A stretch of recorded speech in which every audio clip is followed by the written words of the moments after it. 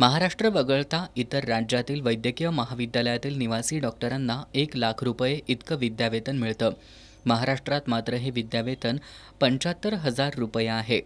निवासी डॉक्टरांच्या संख्येनुसार योग्य सोयीसुविधांसह निवास व्यवस्था नसल्याकडेही निवासी डॉक्टरांनी या संपाद्वारे लक्ष वेधलंय। निवासी डॉक्टरांच्या मारडिया संघटनेनं 7 फेब्रुवारी रोजी संपाचा इशारा दिला होता।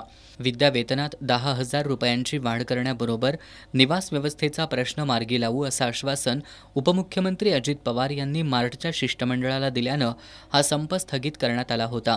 परंतु 15 दिवस होऊनही वेतनवाढीचा कोणताच निर्णय सरकारनं घेतला नसल्यानं मारडिया संघटनेनं आज गुरुवारी सायंकाळी 5 वाजल्यापासून तातडीच्या शस्त्रक्रिया वगळता बाह्यरुग्ण विभागातील सेवा बंद ठेवण्याचा निर्णय घेतलाय।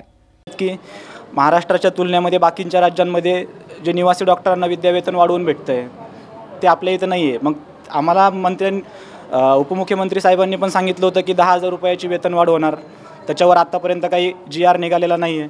दुसरी गोष्ट, दरवर्षी निवासी डॉक्टरांच्या प्रत्येक हॉस्पिटलमध्ये जागा वाढल्या जातात, पण त्यानुसार त्यांची राहण्याची सोय ह्या गोष्टी वाढवत नाहीत ते।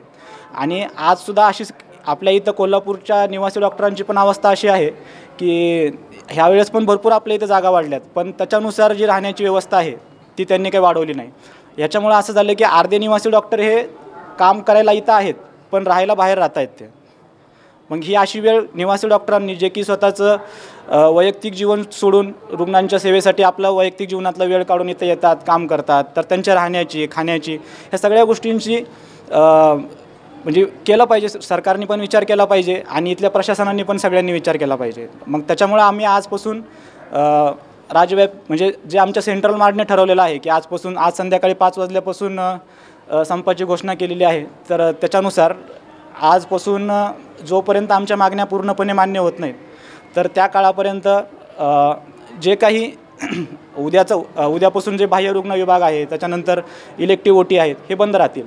पण यामध्ये सुद्धा जे इमर्जन्सी OTज आणि इमर्जन्सी जे ड्युटी आहे ते आम्ही आत्तापर्यंत तरी बंद केलेले नाही आहेत आणि शासनाने ह्या गोष्टी आमच्या लवकर लक्षात घेऊन आम्हाला ते बंद करण्याची वेळ आणू नये आमच्या मागण्या। कोल्हापुरातील राजर्षी छत्रपती शाहू वैद्यकीय महाविद्यालयातील 150 निवासी डॉक्टरांनी सहभाग घेतल्यानं रुग्णसेवेवर याचा परिणाम होण्याची शक्यता नाकारता येत नाही।